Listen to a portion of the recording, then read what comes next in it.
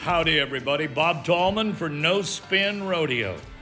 No politics, no BS, just hard-hitting news and rodeo commentary from two of the most trusted sources in our sport. Kendra Santos, Tommy Joe Lucia. Listen up. Here we go. Well, Tommy Joe Lucia here with episode 18 of No Spin Rodeo. I have Miss Kendra Santos and, of course, Greg Teagarden. Have you stopped spinning yet from Vegas? No, I'm still recovering. What about you, Kendra? Well, it's glorious that we have rain. So we'll be greening up here in California pretty soon. That's amazing because we had a great grass. After a lot of years of drought, we had a great grass year last year.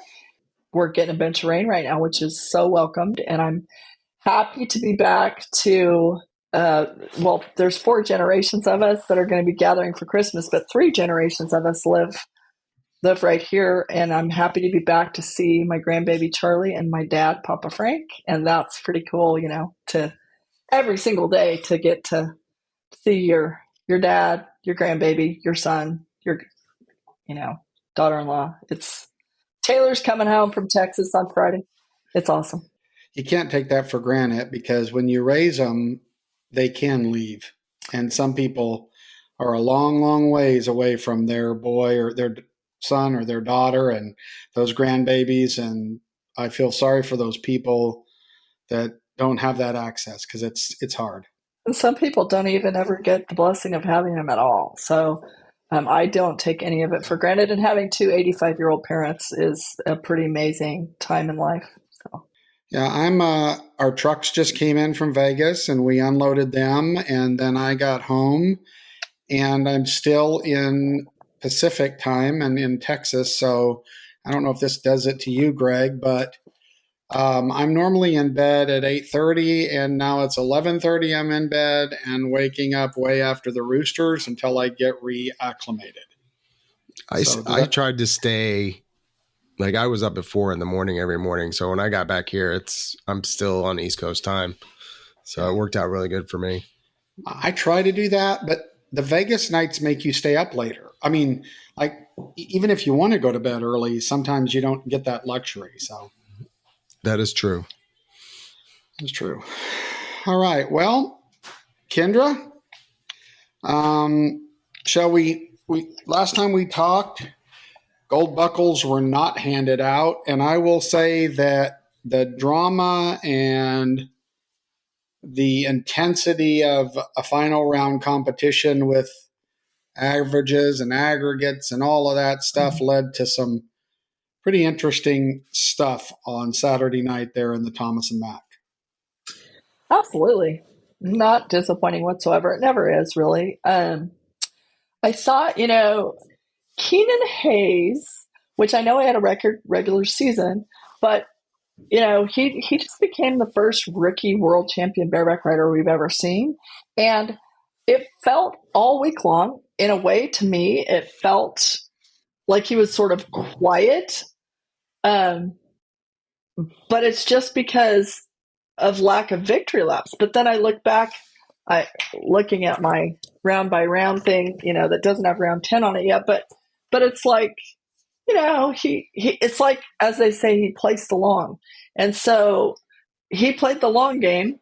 And so good for him, because it was feeling to me by about round 7 or 8, it's like, gosh, we haven't heard that much from Keenan Hayes. But he wasn't taking victory laps, but he was hanging tough and doing what he could every round. So, good for him. Every time you have a first, so he set a couple records this year, which, he set a record last year as the most money ever won on a PRC permit. And this year, regular season earnings and first rookie world champion bareback rider of all time. That's a pretty noisy stat. That's a pretty big deal. Yeah, I thought it was fantastic. Now, I'm a Jess Pope fan, and there was a while there that I was thinking, okay, Jess, right? You're going to do this again. And, but you know what? I will again say I think that was the best field of bareback riders as a whole that I can remember in a long, long time. I mean, there is a lot of way more. I mean, heck, I think there's 73 bareback riders total or something. Maybe there's 100 now, right? It was down to like 55 or 60. Literally, that's all there were.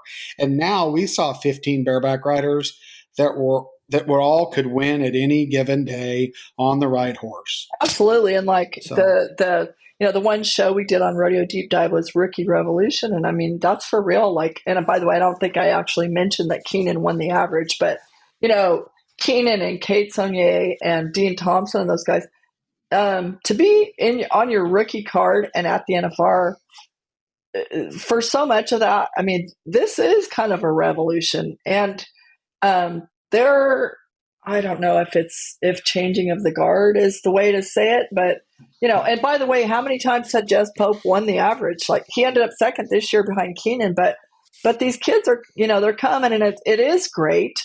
None of us wants to see any event die out, or go extinct. And so the head count on bareback riders, we know throughout the year there are plenty of rodeos. I mean, there are some PRCA rodeos that literally do not get a bareback rider because there aren't enough to go around. So it's nice to see, a rebuilding. And I don't know if you saw it, but I did see a photograph that Jaco Roper put out there of his writing hand toward the end of the week, like, 3 times its normal thickness or whatever. I mean, you can tell from across the room which hand a guy rides with. That event is brutal. well, and that's what I was going to say. You you're going to see guys in bareback riding. You notice it more, but it's harder on Tim O'Connell, right? Because he's got more nods, more miles on him. And, and as these guys get a little older, and you got these guys who are really, really young and their body hasn't been through the ringer, that 8-second ringer, and the bareback riding is by far the most physically demanding event without exception. I mean, I remember what Casey and I were talking about, and his whole arm on that side, it looks like, if you look to the right, he looks like a gorilla. On the left, he looks like a capuchin. Like, it's that whole side is built up, and the swelling in those guys' hands by about 7 or 8. And those of you who aren't rodeo aficionados, bareback riding is tough on the body. So I think it is natural to see these young guys when they learn the craft, right? They learn how to do it. And then you see interesting things like, it'll be interesting to see how Rocker does, because he still hasn't mastered every type of horse, and that was obvious, right? When he's on a horse that fits him really good, I think he's almost impossible to beat, frankly. But remember, I said, "Oh, Rocker's got this." Well, some of those horses, not to belabor bareback riding, but some of those horses were a struggle for Rocker because of his size and their size. So, we'll see what he does next year. Yep. Shall we talk about the steer wrestling? Well, when you start it, I want to start by admitting a mistake, okay, which is very hard for me to do. So, do you remember I threw a fit about the flag on Wagasback, when they didn't flag him? And so I made some calls to kind of verify, and I never got a chance to bring it up, but I want to say I stand corrected. So in talking with Jimmy Adams here's the thing about some of the PRCA rules. The rule is the steer has to be laying flat. Okay, but the definition of that for the judges, which I don't think is written, it may be, but I couldn't find it, is all 4 feet pointing out. So if you remember, that leg wasn't under the steer. Remember, everybody saw that shot. It wasn't under, but it was still cocked, right? It wasn't straight, and evidently, which I can understand, when that leg goes out, that hip rolls down, that outside hip, and that's considered flat. So while I said Wags got screwed, the truth is the flag was correct, And that's the way they flagged all of those with their feet out. And Wags almost got in trouble another time or two with the same thing, that foot not being, all 4 feet have to be pointing in the same direction away from the steer's back. So I want to say I was wrong. That was right. I feel like, after that, he did sort of overcompensate to make sure that he had the run absolutely finished. I'm sure he was doing that a little bit, as a point. But I'll say this, so I sit next to someone who watches Wags every run in slow motion about 500 times.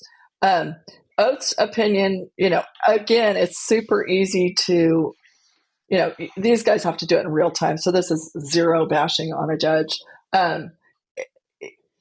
Oates' opinion was that he shouldn't. He thought maybe again, this was not black and white, absolutely not black and white. But he thought he shouldn't have had to get him back up and throw him back down all the way. But he agreed that at that moment, there was that moment that everybody posted the picture and stuff. Well, he shouldn't have gotten a flag then. But he thought the steer actually did come clean before he had to get him all the way up. But this stuff happens in the fraction of an eye. So no, zero bashing. So I don't even. Well, no, and I'm not bashing, but if the rule is that all of their legs have to be sticking out, right? Like stretched out. Wags's, that inside leg wasn't. If that's their definition. If the judge's definition of laying flat is all 4 legs sticking out, I could see the hock, because I said to Jimmy, his hock, I saw his hock was not under his body. And Jimmy just said, well, technically that leg's supposed to be extended out to get the flag. That is considered, or that's the way we're trained to flag. So based on that, it was pretty clear that leg wasn't sticking out. Now, had Wags stayed on the ground or twisted a little harder, right? Or, you know what I mean? Just a little bit, it probably would have rolled that hip over and that leg would have came out. Well, he just didn't realize he missed it. Right. And kind of like in hindsight, I'm sure JD's struck us in somewhat of a similar situation. In hindsight, when he's doing so well in the average, he would have stayed hooked, stayed down, and make sure he finished it and looked up, did I get a flag before he turned loose or whatever. Yeah. Don Payne was at his first NFR and he won the average, and that he was super impressive. He rode Trevor Nelson's horse, Dr. Pepper, and was so consistent. His brother Grady hazed. That was cool. It was really noticeable. Will Loomis has really been such a contender the last few years, for a world championship and been so close. And it seems like right at the end, he's always been there. He kind of had, I'm sure by his standards, a disappointing, finals. It was cool. He split the last round with Wagisback. And when I and I were at Wagisback's wedding, we sat with Will and his wife Jenna, and him and Wagisback to split that last round. That was cool. They're very, very, very good friends. I would love to make a comment that I probably shouldn't even bother with, but there was a lot of I haven't seen it on social media because I've been sort of absent the last few days, trying to catch a breath. And really during the finals, I wasn't on there much except to post something occasionally. But there was a lot of chatter about, what happened with Wagisback and Dalton Massey, at the last one, whatever. Here's what, the basics is Dalton apparently had to be some sort of short 4, I think, to win the world. And he was 3-3 and he broke out. And, that's heartbreaking for him. What a year he had, this record, year. And then apparently on TV, which I was not watching it on TV, but apparently, Wagisback's 3-8 and he goes before Dalton and then he goes back there. And, he's pumped. And so apparently people were trying to read lips and people were trying to read body language and whatever. And people tried to brew up some sort of a controversy, I'm told, like, they had a beef with each other and they were, and I asked, and I believe that to not be true. And I'm sort of, people were even trying to say that, I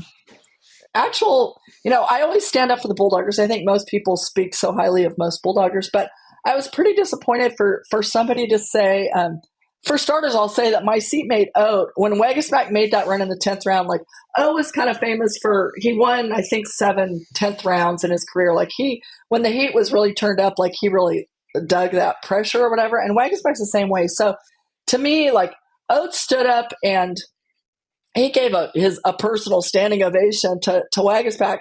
And then people were like, oh, did he say something, derogatory to Oat because now Wagasback has 5 and I'll suck it Oat and all this stuff. And it's like, come on. I mean, like Wagasback, where Oat has just sat down. He walked to the bottom to, wave at him over the rail and everything. He was so happy.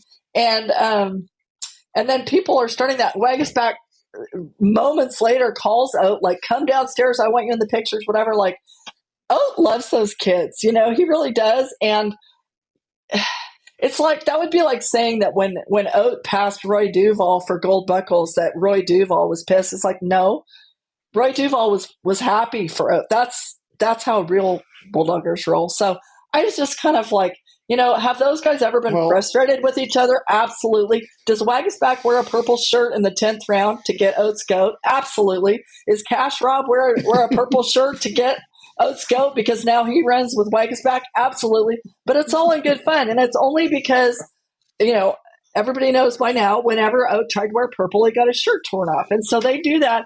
And now Wagasback and Cash Rob are saying they are going to have a purple shirt for Oat to wear in the 10th round next year in solidarity. And he might do it. I mean, if they ask him to do it, but he loves them. Like when I first came onto the scene, really hanging out with Oat a lot, he was cooking Wagasback pancakes in his kitchen. He loves these kids. And so for people, I think to try to stir some kind of weird pot, like Wagasback, it's not a crime to be pumped up that you were just 3-8 in the 10th round. We didn't know. And by the way, if Dalton doesn't break the barrier, he wins the world. And everybody knew that, including Wagasback. So it's like, come on, let's not be bitches. Well, it irritates me. Here's a little bit of what irritates me in the cowboy way thing. Okay. What is wrong with Wagasback wanting to win that buckle? He worked his butt off all year long. Does he have to pretend or even legitimately want somebody to beat him? That's bullshit crap. Well, I would want to win too, right? You want to win. That's okay. I know it. Well, the cowboy way is to root for everybody to beat you. Whatever. Okay, fine. Root for somebody to beat you. But God, when you put that much work into it, he wanted to win. And of course, I'm sure, because, you see the guys, here's the deal. You see all these guys, someone just beats them and they're clapping and they're rooting for them. Okay. Congratulations, but it's okay for down deep in them to be going, damn it. The cowboy way. I wanted that. Yeah. The cowboy way is everybody have a fair shot. May the best man win. That's the cowboy way. And by the way, like an illustration that comes to mind when they brought Oat back been retired for decades, to be the legend at the American, and he missed the Final Four by 1/10 of a second. And my friend Leah Garcia runs up, like everybody's cheering. All the young Bulldoggers are just swarming him. They're so happy. I can see on the big screen, Oat was pissed off. He was so pissed that he did not make that Final Four. And they were all expecting it to be like, oh, well, good job you didn't fall off. And he was like, F that. Like, that's how they really feel. So, yes, you shouldn't have to apologize for being successful. And it'd be different if something happened and, like, Dalton Massey got fouled in the last round or something. Dalton Massey told Wagasback, good job. Good for Dalton Massey. And Dalton Massey, I mean, what a show he put on this year. It's not like he's a freaking loser. He had an amazing year. So for anyone to bother focusing or trying to stir the pot, used to get so frustrated with Wagasback. Why? Because they had 55 steers at Bill Duval's arena, and Wagasback, that Rowdy Parrott was there too, and he would not stop. And it'd be like, he just wanted to bring him back up. And while that's how O was when he was that age, when he was a kid out there with Bill and Roy, but his frustration was, you're killing me. But what I see when I look at Tyler Wagasback, some people are like, oh, he's cocky or whatever. Well, confidence is everything. And just because he was born with a extra confidence in his vein, more power to him. But what I see is like the stories of like Mike Wagasback, his dad, Tom Carney, those guys who actually trained him to be a steer wrestler when he's a kid. They tell of like when he's in junior high, he doesn't win jack, and he's out there and he didn't win, and he was slower than everybody else. Why? Because his dad was insisting that he did it correctly, and that was slower than the kids who would fall on their back and try to hook the nose. But let's talk about where that took him. They made him do it correctly when he was in 7th and 8th grade, and he wouldn't win, and he'd get so frustrated, and that that little confident little kid would cry because he didn't win. But the long game, where are those kids that fell on their back that were too flat, in Gallup, New Mexico at the junior high finals? His daddy was playing the long game, and it's looking to me like it's worked out pretty well. So again, to quote my friend Ty Murray, Toots, jealousy is a very ugly emotion. And I hope people that are trying to stir the pot based on jealousy will stick a cork in it for Christmas. I agree. That I was going to say jealousy.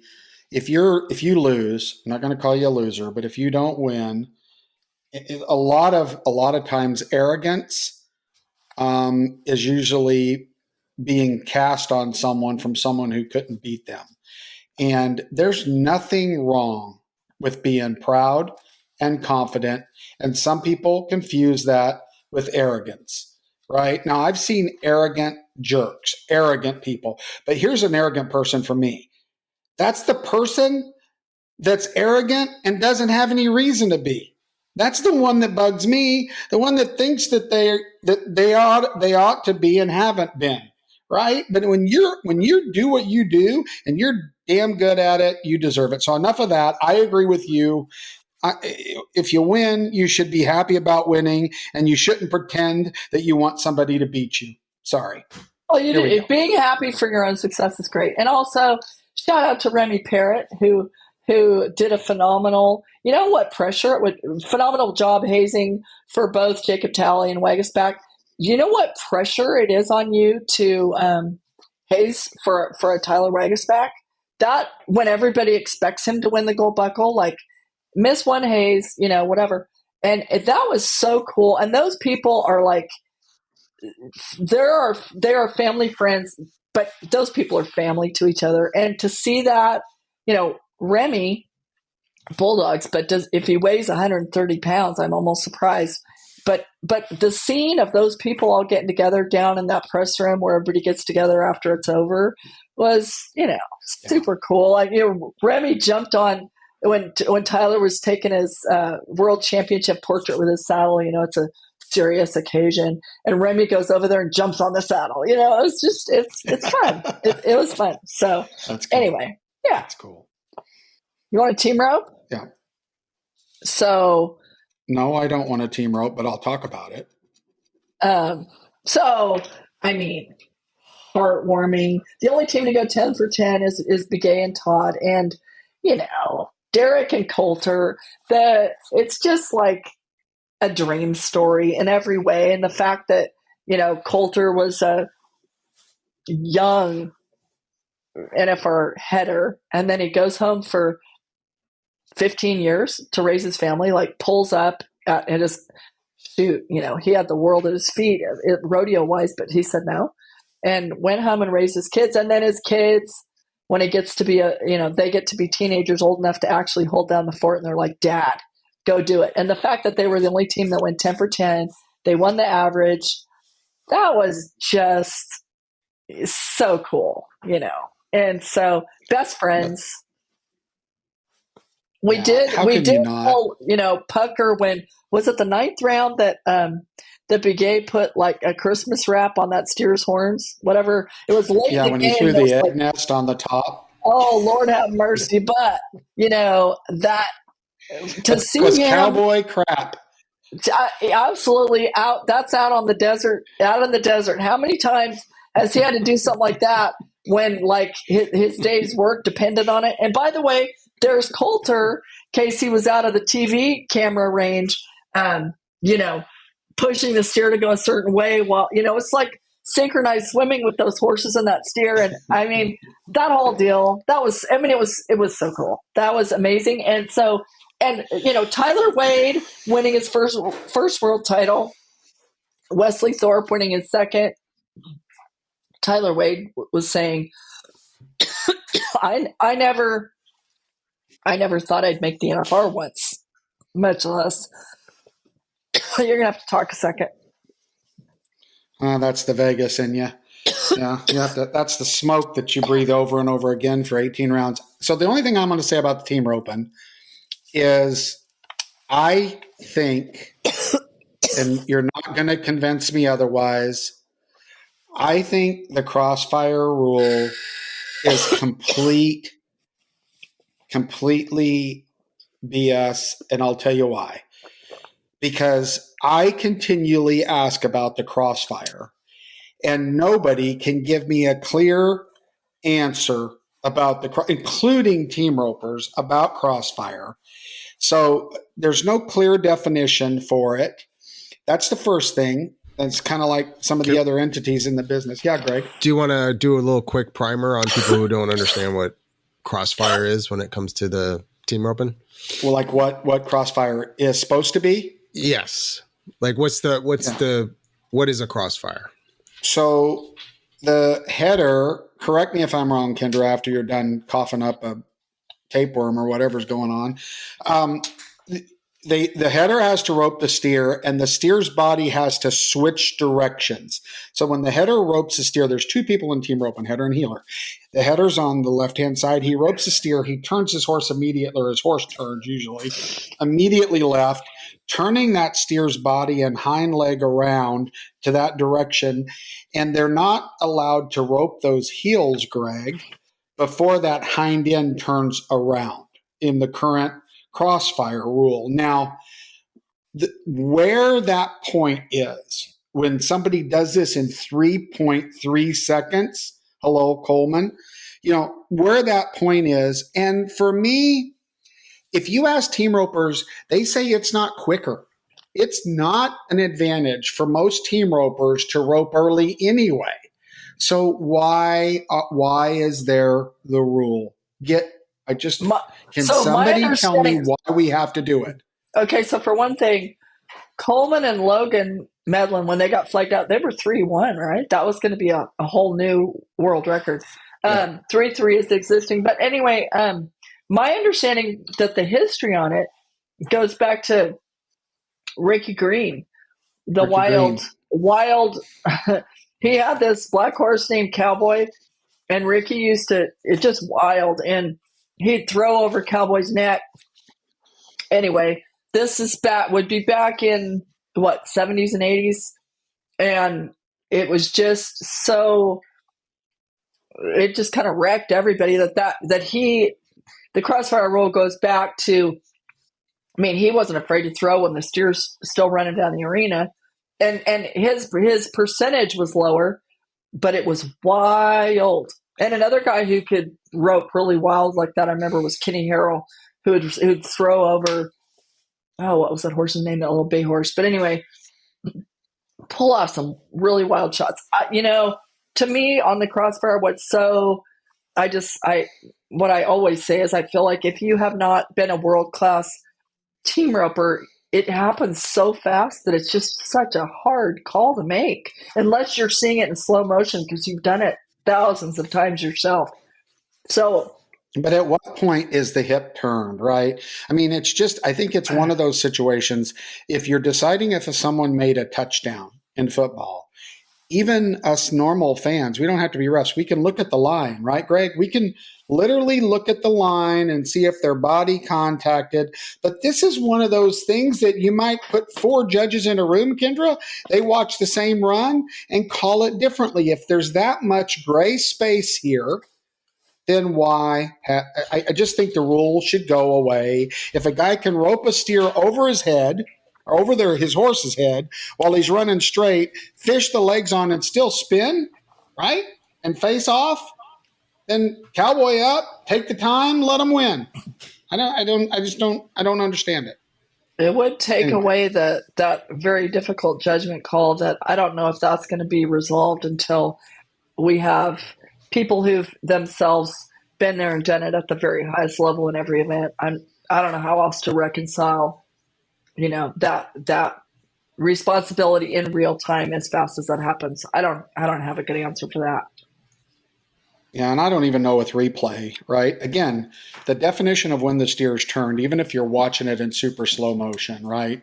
At what point, besides measuring their hind feet and the perpendicular of the buck and shoots, and both hind feet now are perpendicular with the buck and shoot? I think it's silly. Anyway, keep going. Next thing, cowgirl. So the saddle bronc riding, Zeke Thurston strikes again and won the average, won the world. What do you even say? I'm looking at he won a fortune. I'm going to tell you how much. 456,000 was but the he number won I saw. 234,000, almost 235,000 at the finals for 456 on the year. But the bronc riding, it was really great. I was trying to look at who. So Brody Krause was second in the average. Lefty Holman was third. And by the way, good for Lefty. Lefty with his white boots. I didn't realize till today that the white boots, that was for Larry Mahan, who apparently wore some white boots back in the 60s. I don't remember that. But just as Lefty's cool. bosom buddies with Rocker, and Rocker wears Mahan and tie spurs, and now Lefty's saying he wore the white boots because Mahan did it first. So anyway, those guys they might listen to different music than us, and they might, wear things that whatever. I don't care. But they do. Old school cool does mean something to them. And I thought it was cool. Again, the scene downstairs after they give the gold buckles out, when the families come down to the press room. Cool that, the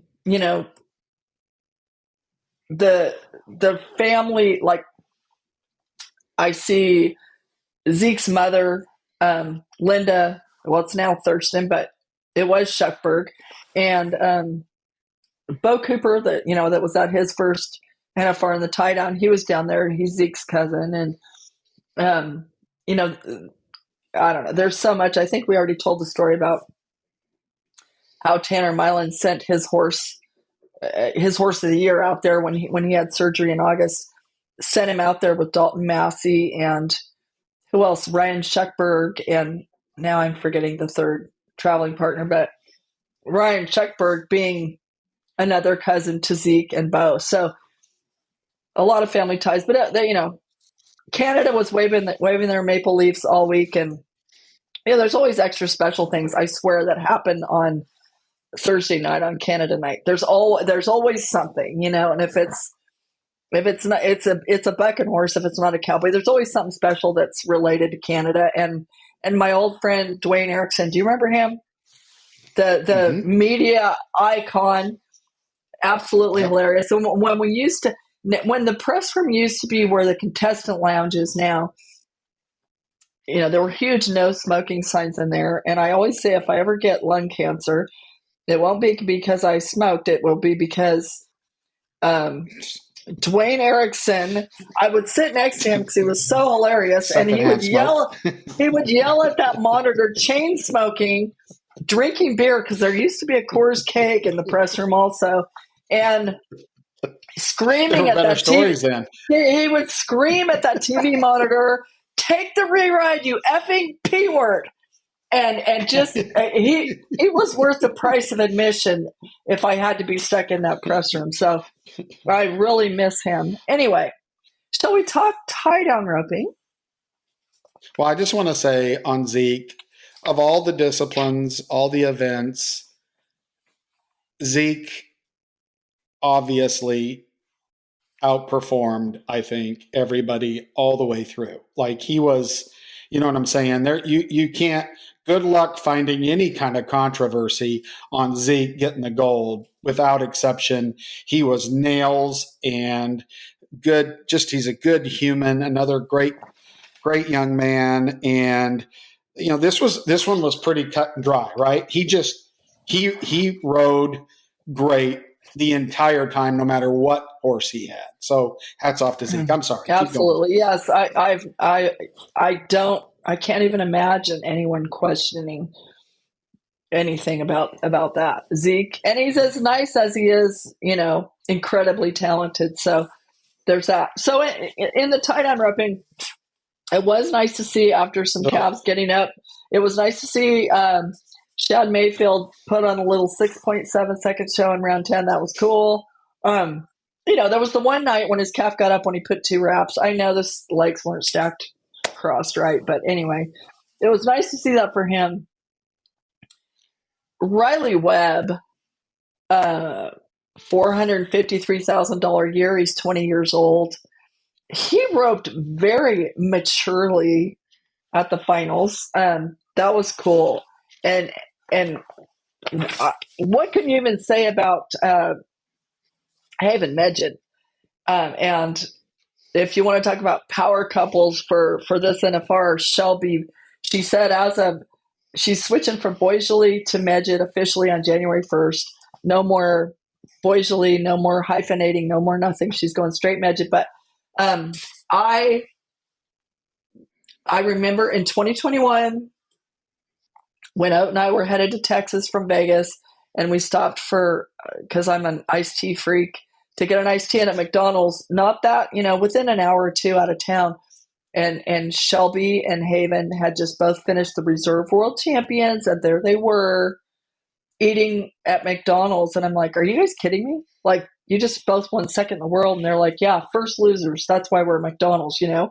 And so I saw Shelby. We were actually on Coleman Proctor and Luke Brinkino's show out in front of the Thomas and Mack on the right there at the end. And I'm like, please tell me that when you leave town this year with your gold buckle and whatever Haven leaves with, which ended up being an NFR tie-down roping record and a pile of money, you're not going to eat at McDonald's this time. And she goes, well, I think maybe we can do a little bit better.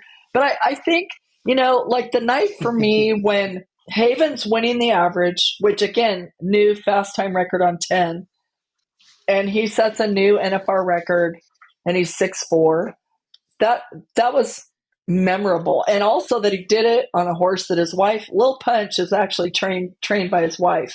And when we were at the breakaway finals, I was asking, because I think her brand has been like a heart with a B in it. And now I think they're shuffling to like a heart with an M in it for Medjid. But those two are some go-getters outside of the arena. And I don't know if you don't want to try to keep up with couples like the Medjids or the Tanazis, because they're up before the sun out at the barn, and who knows how many horses. But they're not just training them and riding them; they're raising them. They're having their own breeding programs. Like it's incredible. And talk about a work ethic, not just for their roping, but or like Brittany for her, you know, running barrels, or Garrett, her husband, for team roping. But they're cracking the code on major, like, you know how the breeding programs with the rough stock has just come to a whole new level, and the depth of it is so deep. Some of these really talented, you know, high-end top 15 types, the stuff they've got going at home it's impressive. Well, that's because of the Riata buckle, and like there's new stuff in the business that makes it a revenue source to pay attention to that game besides just the gold buckle. Now, before we get away from that and stray too much, Riley Webb, you know, this is one of the things that when I watch tie down roping that I particularly look at. So, you know, they nod, get a good out. I look at the outs when I'm watching. These are just after seeing 35 years of this.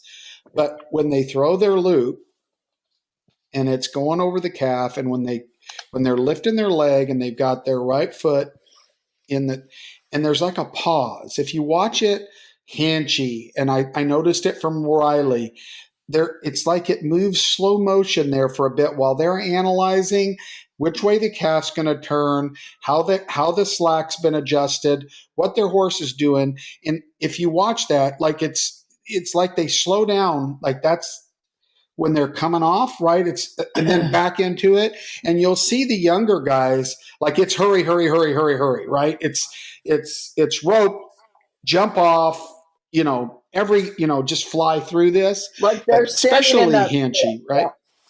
They stand in that stirrup, and at the same time they're handling their slack. It's an art form. Handling their slack and looking at the calf, and it's like if you start watching it, it's noticeable on those really. And Riley was doing that.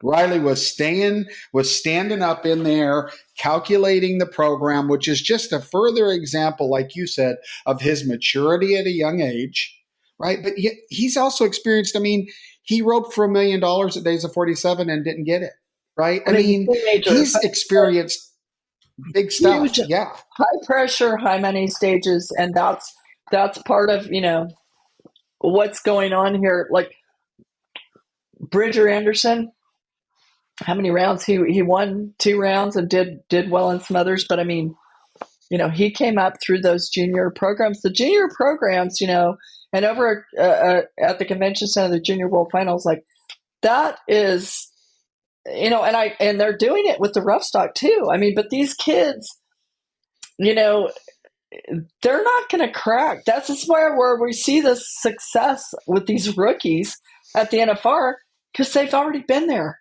This is not going to get to them. Like they're ready, and they're more ready. There's more preparation than we've ever had in the history of our sport. Well, and I would challenge all the rodeo committees that are listening. Like at the Utah Days of 47 Rodeo, we do a $100,000 youth rodeo, and we bring those young competitors behind the chutes and behind, right, so that they feel the lights, the camera, and the action. All of us in rodeo need to continue to provide opportunities like the Yeti Junior World Finals. Congratulations to Bo, Briley, and all of them. What a great event. I think the new facility, the new floor they were on was even better for all the competitors. And we, hats off. We need to keep giving kids opportunities, because rodeo's not Little League, right? It takes effort and a lot of time and money to provide these opportunities for little kids to get on small bucking horses that fit them, bulls that fit them. Again, putting a 11-year-old kid on a bull that's a 16-point bull isn't going to do anything but rob his heart, right?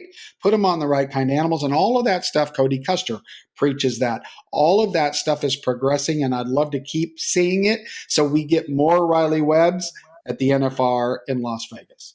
And it's the short game in a way, in that they are kids, but it's all for the benefit of the long game. And same, JJ Miller, who in the past has oftentimes brought cattle to the NFR, he didn't have a pen at the NFR this year, but he hauled an amazing set of steers all the way from Texas to Vegas for those 18 and under junior steer wrestlers at its event. But it's like, to have a safe environment to put them on these big stages, it really shows up when they're 20 years old, like Riley Webb. I mean, that's super cool. Yes, it does. Keep it going. Okay, so in the barrel racing, Brittany Posey Tanazi won just on the brink of $500,000 this year. That's cool. Like almost $497,000. That is, she won second in the average. I thought it was, it was shocking to see Brittany hit a barrel in the last round. Who else? Somebody else that was doing really well hit a barrel in the last round. Someone else hit a barrel. Who was it? Jordan Briggs hit a barrel. Jordan Briggs. Yeah. And anyway, it happens. But who was not happy for Lisa Lockhart? She won the average, reserve world champ. But it's just a very, we already talked about it while we were still out there, but that Lisa Lockhart, who has yet to win a gold buckle, is the all-time career earnings leader of anyone ever. Good for her. And there's no one more gracious. And she's just on the ranch in the rodeo arena, cowgirl, but just an awesome human. And she's always happy for everybody else. I think a lot of people would be delighted, but yeah, it's super cool. And looking back, we've talked about a lot of it, but Tacey Matthews ended up 15th, didn't get to bring Pop Rocks. That was sad, but pretty fun, pretty cool to see some of these fraternity trainers, the Kelsey Mowrys of the world and stuff, absolutely shine on 5-year-olds on the biggest stage in rodeo. Cowgirls, man. Well, and Brittany can be a little spicy, right? And that doesn't bother me. Brittany at events, she, again, it goes back to that passion to win. And Brittany can be spicy is a good word for that, right? She has her expectations from the start to the finish, all the way through the rodeo season, and that shows up. And again, I'll say I have a special place for, I think it's really cool, these women that are training their own animals, riding their own animals, right? Or, because there's so many powerhouse horses out there because of, like you said, the breeding programs, and it's cool. But still, all these 13s, the level of competition this year in barrel racing was stunning. Stunning women, stunning horses. It was bad. It was bad to the bone. It was cool. Yeah, and huge, commendation to the ground crew. I feel like, there were a couple slips here and there, but generally speaking, there was a slip top to finish. There was a slip in the 10th round, and it kind of caught my attention. But I think again that because you usually know by the next couple horses, right? If there's actually a break in that ground, and there wasn't, I think that horse got his back end got past himself, and he didn't get his toes in enough, and that can happen. But yeah, those guys did a phenomenal job. And what was interesting is that, and talking to the rough stock riders, it's really hard to make it soft enough for the cowboys, heavy enough that the animals get their footing in all these conditions, right?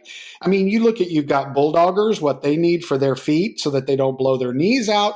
You've got guys riding big, large farm animals that are getting slammed on the ground that don't with their shoulders. So the amount of stuff that goes into the stupid dirt it's been taken for granted for years and years and years. It's kind of like, well, we're running on clay today. I'm going to bounce like a ball when I fall off, and we better slow down on the first barrel because we're going to skate all the way into the fence. That's just not the case anymore. Hats off to the NFR crew, not only the grounds crew, but Alan and all of them that bring them and give them the time, because that's the other thing. I have to script when I do my deals. I script about 3 or 4 hours a day for my grounds crew. Right? People take this for granted, right? And some of them, well, we want to get in the arena and ride. No, they have to get in there and spend time getting it right. You're going to have to warm up in the practice pen. So hats off to everybody on the ground and the level of competition at the barrel race. It was cool.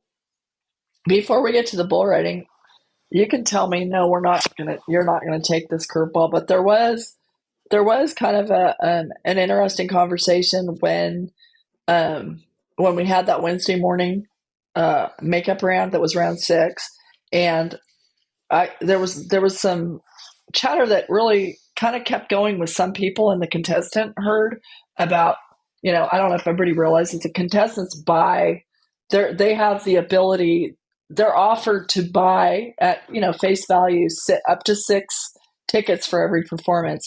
And so there was, and we don't really have to go that much into this, but what the hell, since we kind of talk about everything.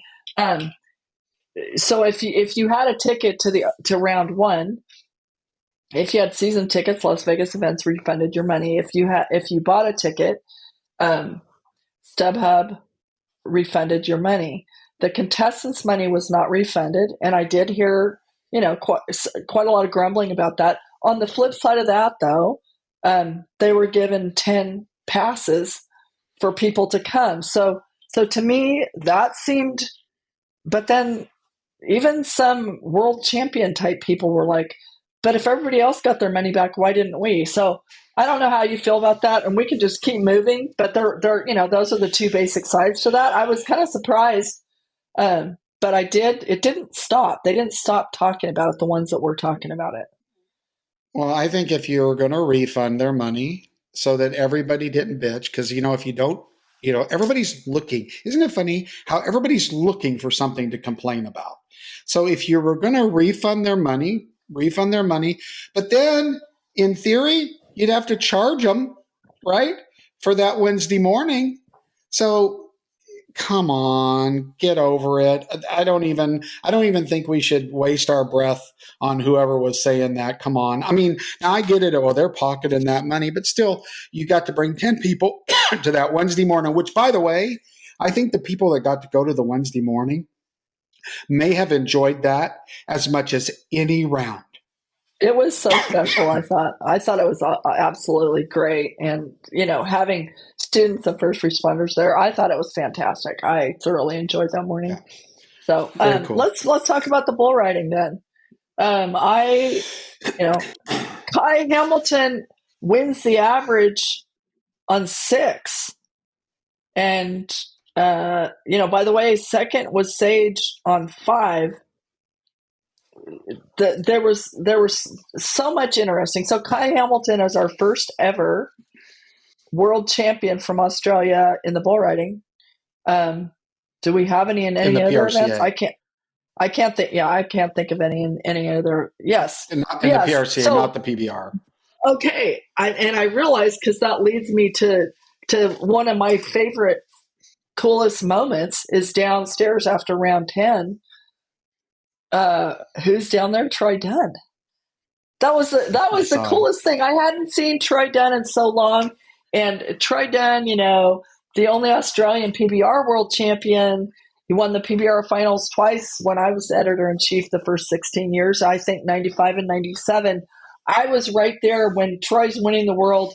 That was back when we had the finals at the MGM Grand, wasn't it?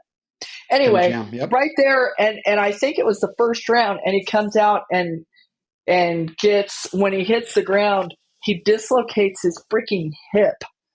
And do you remember that? It was gruesome. Yeah. And Troy Dunn is a tough sucker. Oh, I can't stress this enough. I have never, and I have met, I was thinking about this in the truck when I was thinking if we talked about Troy, because I saw a picture of Troy and Kai together, and it started bringing back memories. I can't tell you people. I know a lot of really tough people. There's a lot of tough people in this sport. But talk about like just this Australian grit, like this. And when I mean tough, I don't mean I can endure pain. I think I would put Troy Dunn today in an MMA ring. And I mean this. I would put him in an MMA ring with no training, with some of these little thug monkeys in there, and say, go ahead. And Troy would just look at him. They'd come around, do their swishes, and he would just kill them. He's just so tough. And doesn't Ty seem like, he packs that Australian way with him, right? There's just something about that. These Australians, and I mean it. I think their accent's cool anyway. Like it's like I don't want to sound gay, but it's just cool, right? But Troy Dunn is he's my legend hero. Like he was so cool at all moments. He was so cool at all moments. And was it Troy that used to walk around when he wasn't riding and had no front teeth? I think Troy would pop those out because I think we were talking about. I think he has I think he has the partial because when they're out, but Troy, he probably lost those. He was the nicest. He was so nice. Remember, he had a wild card brother. Was it Owen Dunn? Owen. And then, but Troy, there was this. He didn't. There was a little bit of JV Mooney. Troy used to smoke. Remember? Yeah, but Troy. So but I don't think it's fair. JB's a little. more. They're totally different. Troy was always, totally Troy different. was just so low maintenance. Like, if Troy never needed anything, like, I don't mean anything, and they would all be talking about their draw, and if this bull, you don't hear an Australian, well, you darn sure didn't hear Troy Dunn bitch about anything. The bull he drew, the ground, I don't care what it was. Mom was the word out of him. He just went out, and even when he lost, right? He just didn't complain because he was above that. You couldn't beat an excuse into Troy Dunn. That's absolutely true. Yeah, he's but anyway, Kai is just that way. So you can tell. Okay, and so Kai ended up winning the Top Gun, which he got a rifle and a $20,000 voucher toward a Ram truck, which if he decides to use it. I know, is that false advertising? Because I swear, correct me if I'm wrong, have I not read? I thought I read, maybe I'm wrong, that they got a new truck. I feel like it was that in the beginning. It was like that. I kind of stopped saying much about it because the $20,000 voucher. How much does a new truck cost now? I mean, God bless America. But that'll buy 4 wheels and the tailgate. Here's what I'll say. And when I'll say this, in 1985, when the finals moved to Vegas, every world champion left town with a brand new Dodge truck to drive, because Oat drove all year long. To drive for 1 year, free of charge. And Oat left, and I know that like his parents chain smoked all the way back home, and he was just dying because his parents were chain smoking in this brand new truck. But anyway, so on that, but we never did. We got out of town in Vegas without ever getting any more details on the NFR contract extension through 2035. We never did get any details on money or anything else. I didn't. So I'm gonna go out on a limb here, and I'm just going to go from history and tell you the way what I think's going down here. They probably a month out, Kendra, didn't have the deal done. I'm sure they're negotiating lots of issues between LVE and PRCA. And I'm sure there was a sense of, we have to make an announcement at the finals, right? Right. What will it look like if we don't say, so there's some pressure. So if I had to guess, they had quote unquote worked out all the problems, right, that they had at the moment, and said they had a deal. But I don't know that deal's inked. And I think that we may find out, because here's the other thing. Dallas, now this is hearsay. I haven't read this, but I have from pretty credible sources. Dallas put a lot more money on the table than Vegas had. Now, let me qualify that real quick in Vegas's defense. Vegas brings a lot to the NFR besides just the cash.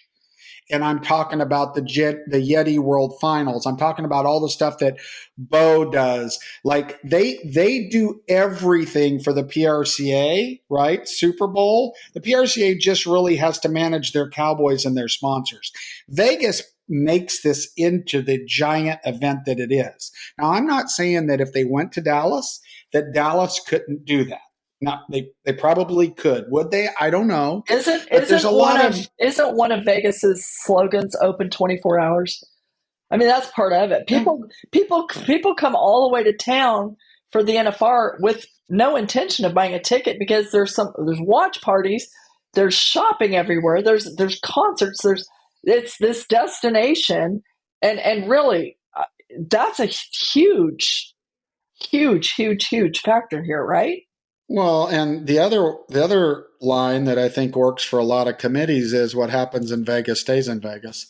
I mean, that's another tagline. But putting aside the glitz and glamour and the fact that there's so much to do, if you just talk about the NFR, all of the stuff from the trade shows and everything, the effort that Las Vegas Events puts into making that the Super Bowl, making that the biggest event ever, goes a long ways. So it's not just about money, but Dallas did offer the way I understand it, more cash in payouts to move the NFR to Dallas.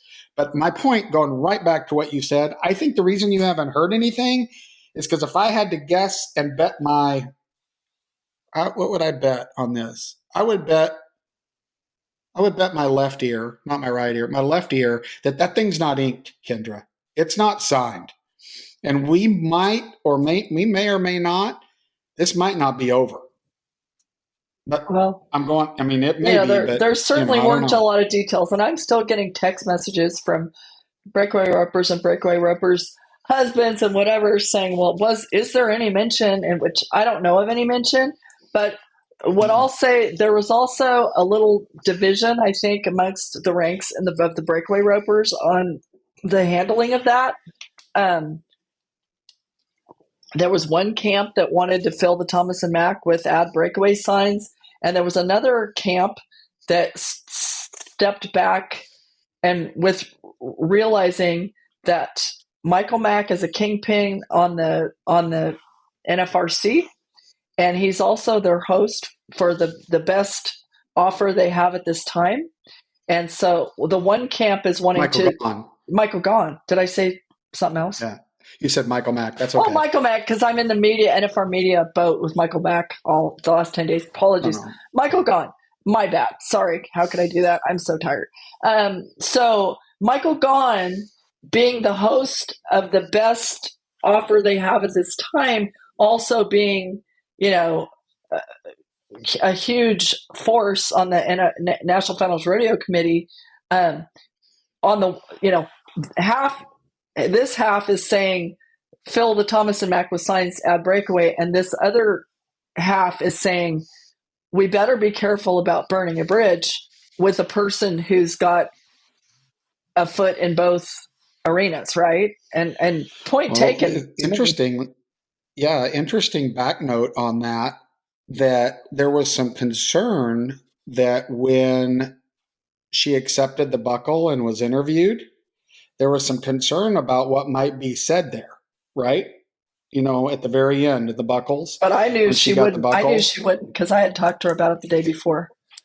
She was smarter than that. She went, she was smarter than that, and she went in the get more with honey than vinegar approach, which I endorse.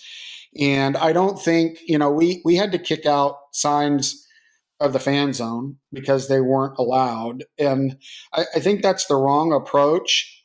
Put all of your energy. I don't think there's anything written in that contract for breakaway. Now I don't have any proof of that, but I don't think that there's anything in that contract for breakaway. But you can definitely prove me wrong, but this is just what I've heard.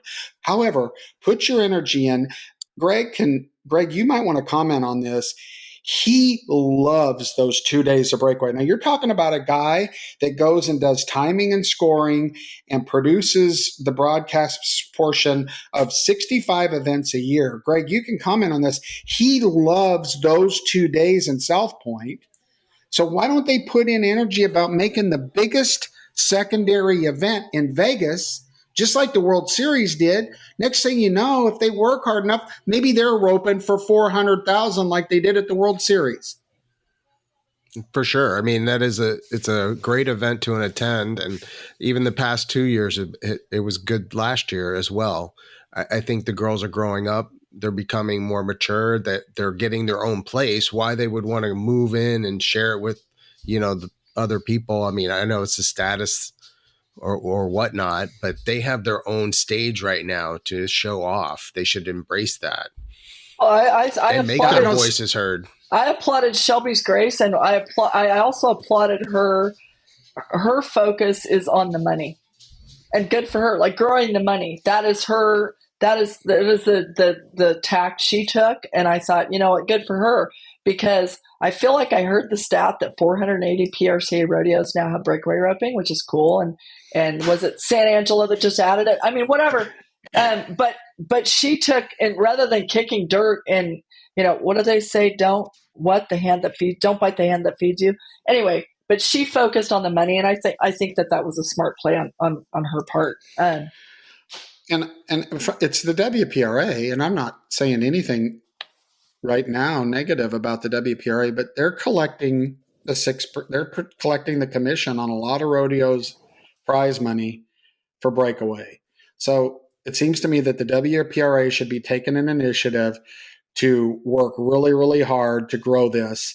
And I think the money should be equal to at least, right? Equal to how much presence, like I said earlier on a podcast, if they're at that many rodeos and that's 70% of the rodeos, then they're due to be making 70% of what the other disciplines events are making. And another and needs to get there. That's a cool point to bring up. And another thing that Shelby brought up when we were doing the Purina pre-show with Coleman and Luke was that there are rules, like the guys that are at the NFR, they can't go across town and compete at the South Point in the open roping. Like there's rules you can't, if you're competing at the NFR at the Thomas Mack, you can't do some of those other things.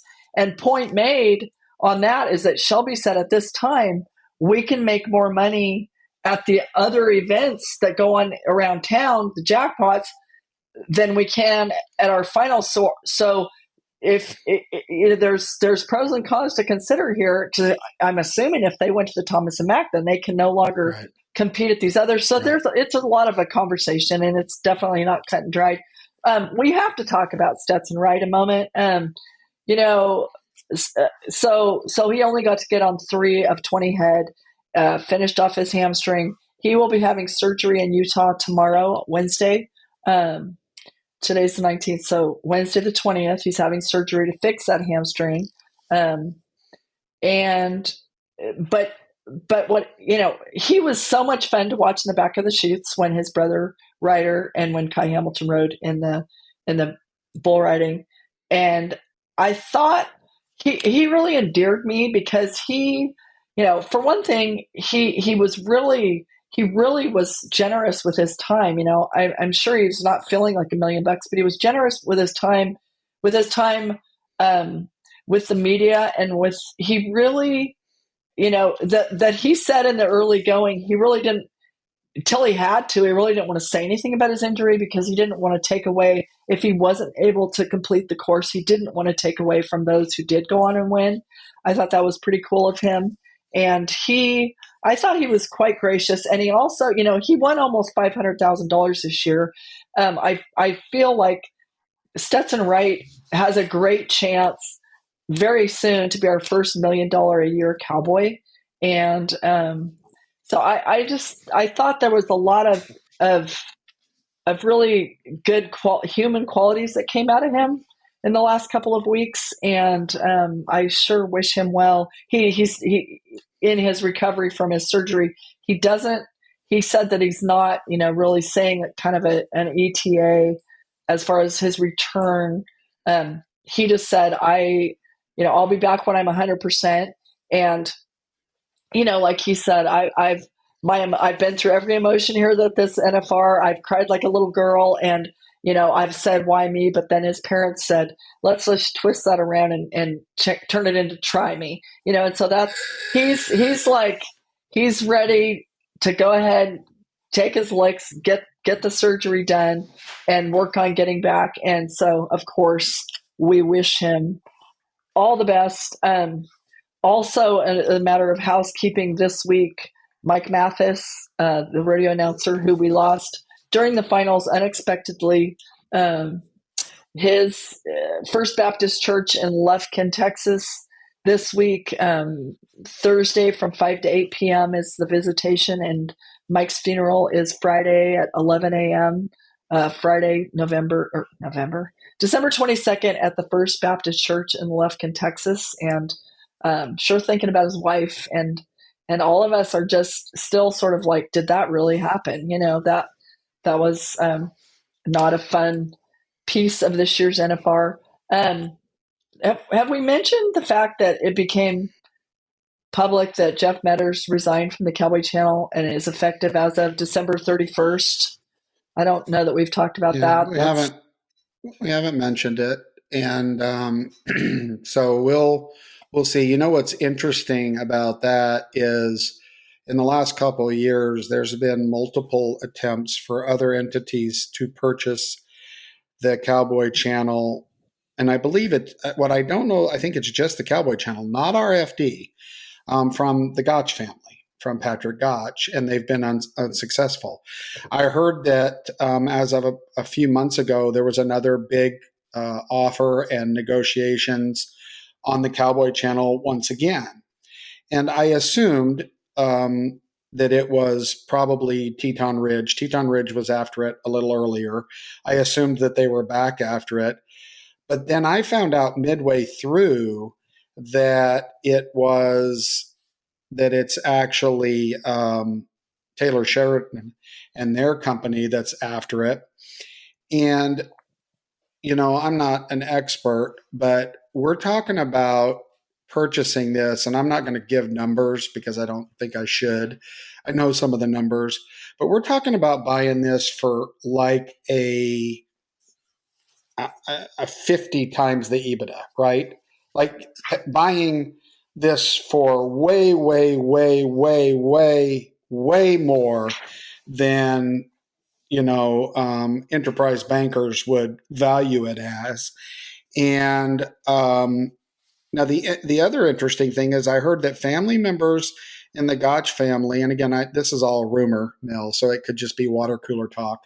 But other family members other than Patrick, they want him to sell it. This is a good deal. Sell it, Dad. Let's this is a really, really great thing. And then I think Patrick is the one that really loves rodeo and loves even more how the Cowboy Channel has evolved. And listen, I'm going to say this right now. Originally, I did not think that this deal would work. I didn't. I did not think this deal would work. That Patrick, the visionary, he was a visionary in that more rodeo, especially to the core rodeo group, would be a good thing. And that's what they've got. Every cowboy has Cowboy Plus app. They use it. Stock contractors use it. I mean, it's not only just fans watching it, but the industry. He's monetized on the industry's need to be able to see everybody at once and what's going on.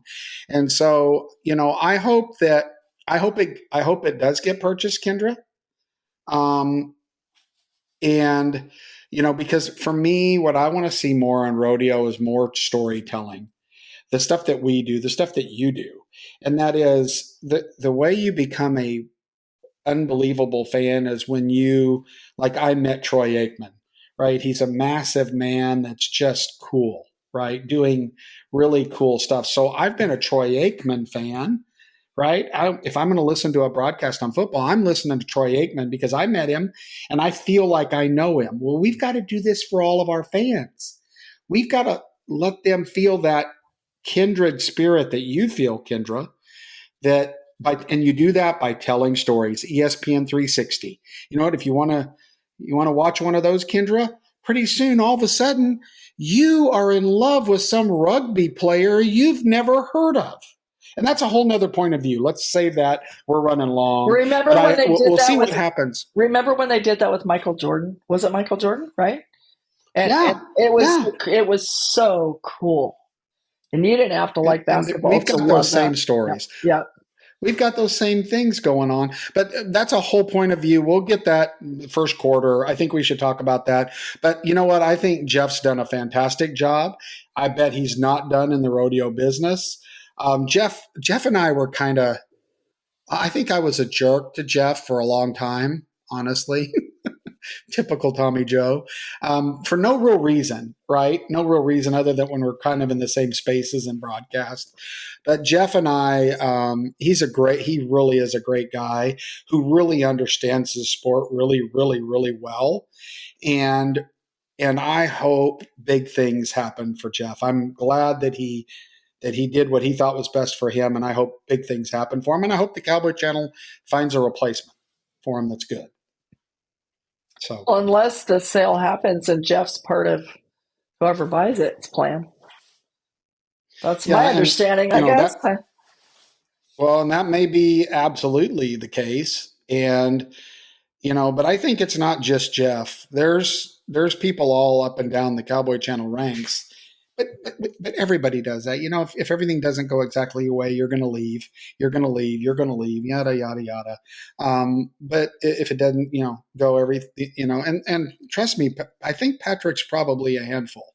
Like, there's no doubt about that. If you talk to some people, he's an interesting character and a handful. And so, I just can.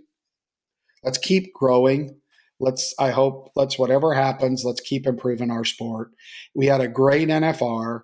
We really did. It was a great NFR. The weather there, oh my God, was the weather not wonderful this year? It was great. And there was some sickness, but I don't think that the NFR bug grew as big as it has in the past. So those are things that we all watch out. We were all on vitamin C and lemon juice, warm lemon juice every morning. And I was doing all the different nose irrigation stuff and got through it. And I'm back home ready to have Christmas. Absolutely. I don't know if there are other things you want to say. There's one last thing I'd love to say before we sign off or whatever, that I think is absolutely huge. That, of course, Casey Field retires at the top of his game, okay, with some frustration, with 3 to 5 years left in the tank physically, but he's going to do other things and he will kill it in business beyond here. But huge absences moving forward. Casey Field is huge. That's a huge change. That's a huge, I don't know if loss is the right word, because, oh my God, he had a glorious run. But Jade Corkill no longer going to be in the mix. That's a very huge change in team roping. He's on everybody's Mount Rushmore. Can I keep going though? There's two more I want to mention, because Yeah. Caleb Schmidt and Pockets. I mean, it's been extraordinary. Well, I didn't hear a definitive on that. I again didn't watch it on TV, but I'm told he had a really cool conversation before the 10th round with Trevor Brazil, and you can see it coming. Like, Caleb's got 3 little kids. He has said for a couple 3 years now or so, when Pockets is done, I'm done. Now, I don't think either one of them's done if they want to keep going, but he's now saying, I don't know how much we're going to see of Caleb Schmidt. At least he's talking more openly about that. And a huge last mention is, if my understanding is correct, Sage Kimsey is going to the PBR. That's a huge thing here. I mean, and so his it's like when Ty Murray's a little kid and he's writing in his school papers when he's a little kid that, like, his goal in life was to beat Larry Mahan's record, and Sage Kimsey was that little kid, gunning for Donnie Gay's 8 gold buckles, and Sage has 7, and if he rides away to go to the PBR, I mean, that is a huge turn, of course, that we have to mention, because, man, and I know that there was the night when we all assumed he was going to get a rewrite. I don't know why he didn't get a rewrite. I know that was a frustration point for him. But anyway, for him, if he's truly leaving the PRCA, that's big. It is big, and really, his brother Trey definitely should have got a rewrite in the 10th round. You can't even explain that, but we won't talk about. I mean, that is what it is. Here's the thing: hats off to Sage. Here's the thing about the PBR: you have a little more control of your life, and he wants to. I mean, I walked away from the PBR, right? I had it set, and I walked away because I wanted to spend more time raising my boys. That's why I left. I wanted to be at baseball games. And I think hats off to Sage and anybody that chooses their family over their career. More parents maybe ought to do that, and we'd have less kids screwed up. So I'm very happy. It just shows his character and his raising. And he has a little more structure in the PBR, and that's good. And the only other thing I would say about everybody else is it's nice to know that these people can retire now a little younger, like Casey, because if you take this back 20 years, it was either keep riding, shoe horses, or sell cars. So our sport is advancing, granted slowly, but it is advancing, and people are making careers at a younger age out of rodeo before they have concussions to where every time they sneeze, they go out. So, I'm glad to hear that they're able to retire, spend time with their family, and financially do it and not have to sell pickups or nail shoes on horses. Although So I'll that's say all. this, it's my complete and total understanding that Casey Field is already making exponentially more money than he ever made riding bucking horses. He's going to kill it in his next chapter. And, as will, Caleb Schmidt. And I'm glad that you said the word concussion, because I did want to mention that Ty Posavon's mother, Leanne, she did step forward and make a comment. For those of you who don't know, Ty was a young, I think 23 years old, PBR bull rider who suffered a number of concussions and then suffered in silence with depression and ended his own life. And so she on the, two sides to every story, if not five, she did step forward with concern, for Kai after he got that concussion, because,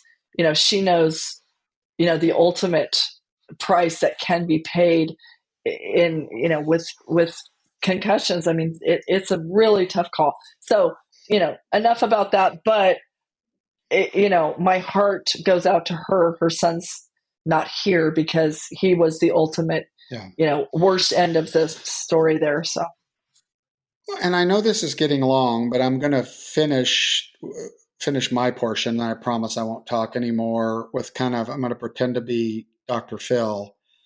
For everybody that walked away from the NFR that did not accomplish what they personally wanted to accomplish, what their dad wanted them to accomplish, what their wife wanted them to accomplish, what they think they should have accomplished, don't let that lead you to a dark place.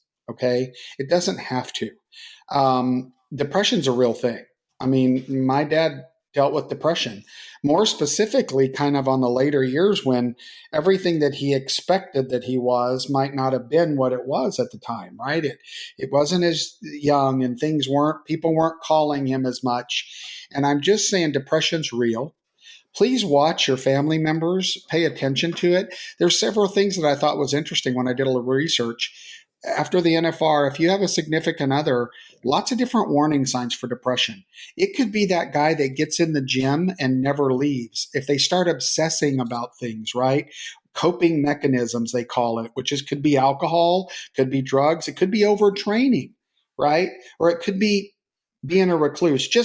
I'm not saying that's going to happen, but if you didn't get, producer of the year, or you didn't get that rodeo that you wanted if you were a clown, or if you're a cowboy and you didn't win the gold buckle, there's next year. And by the way, in perspective, there's life. Look around. There's people that love you. We don't have anything to complain about. You and I said it before we went on air. We've got nothing to complain about. So keep perspective, everybody. Life is good. You're breathing. Someone loves you. I'm so very thankful, Kendra, for you and Greg. I mean, Greg is one of the greatest things that ever walked into my life. So, and our relationship, Kendra, for all these years, I'm grateful for all my friends. I want everybody to have a fantastic Christmas. If you didn't win in Vegas, whatever reason, if you didn't accomplish what you think you should have, it's okay. To remember that most people who compete in rodeo will never make the NFR. Well, the biggest percentage of them. But even to make it and then not, it's all these personal goals that we set up. And again, this could be a whole nother point of view. And I know we're running long. Final thoughts, Greg Teagarden. Christmas thoughts, final thoughts while we wrap up this really long version of No Spin. I want to say this NFR was probably one of my favorite ones I've been to so far. And I think it has to do with the fact that we did this show every morning for 10 days straight, minus the one day. But, it was great seeing you guys come in every morning, and I learned so much about the NFR and so much more about rodeo, and it just kind of made me a little bit more passionate about it. So thank you guys for that. Thank you. I thought it was kind of hilarious because we did exactly in round numbers 0 preparation. It was like coming in hot, multiple cups. We got coffee, we got airborne, we got whatever, and walnuts and blueberries sitting there. But we didn't. We just kind of shot from the hip, which was cool. But I will close by saying, for many many years, I've worn every single day this attitude of gratitude bracelet, and it is how I feel in my heart. I am so grateful. I'm still living in the nose of Lane's horse trailer, and I couldn't be more grateful. We're getting rain. It's going to be green, and Taylor's coming home from Texas, bringing his fiance Jordan Tierney. So we all get to sit. Even if my house isn't finished, we're going to sit around a table and be together. And I'm so grateful. I am too. Well, I want to thank all of you for being subscribers. Shoot us some comments on our free text line. Thank you all for listening. We don't know where this is going. We didn't know where this was going when we started it. We agreed to ride this horse for a while and see how it goes, but download, listen, subscribe, tell your neighbor about us if you want to. We're thankful that you're listening to us and sharing your time with us. Hats off to everybody. I'm going to go out on a limb. Now, these two may beat me up, but I'm going to say you're probably not going to hear from us until after the first of the year. But they may beat me into submission here, but I would like to start the fresh new year. We'll set a time. Greg and I will be at the National Western with our friend Leon Vick and all that crew for 17 days of 29 performances. And Kendra, you're going to be all over the place. So we'll keep word. We'll let you know when our next episode of No Spin Rodeo is. So from us here to you, happy holidays. Just enjoy it. It's just great. And I love all of you. Actually, really love you. Merry Christmas. Happy New Year. Thank you for listening. This has been No Spin Rodeo, episode 18.